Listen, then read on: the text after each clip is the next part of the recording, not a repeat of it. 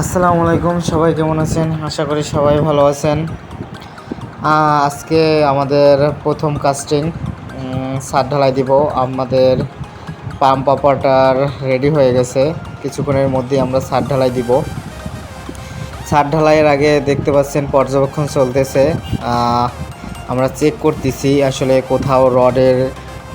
কোথাও রড বাঁধা বাকি আছে কিনা, কোথাও ব্লক দেওয়া বাকি আছে কিনা। যখন আমরা ছাদ ঢালাই দিব বা যে কোনো ঢালাই দিব না কেন, আমাদের রডের ক্ষেত্রে এটা অবশ্যই আমাদেরকে চেক করতে হবে। অবশ্যই ক্লিয়ার কভার ঠিক আছে কি না, রডগুলো বাঁধা আছে কি না, যদি ইলেকট্রিক্যালের কাজ থাকে সেই পাইপগুলো যে বিছানো আছে সেই পাইপ লাইন ক্লিয়ার আছে কি না। তারপরে দেখতে হবে যে পাম্প যেখানে রাখা আছে, এই যে পাম্পের যে পাম্প রাখা আছে রডের উপরে, দেখতে হবে এমনভাবে পাম্পের পাইপগুলো ফেলতে হবে যেন ওই পাম্পগুলোর মাধ্যমে আমাদের রডের যে বাঁধগুলো আছে, যে গুণা দিয়ে বাঁধগুলো আছে, ওগুলো যেন ছিঁড়ে না যায়। এগুলো আমাদেরকে অবশ্যই খেয়াল রাখতে হবে।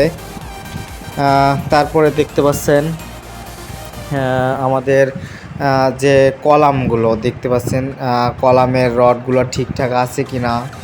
তারপরে পুরো, আর বিশেষ করে সবচেয়ে একটা খেয়াল রাখতে হবে আমাদের, যখন কাস্টিংটা হবে তখন পুরো লাইটিংটা আমাদের যেটা বিশেষভাবে রাখতে হবে, সেটা লাইটিংটা যেন আমাদের পুরো ছাদটা একেবারে ক্লিয়ার দেখা যায়।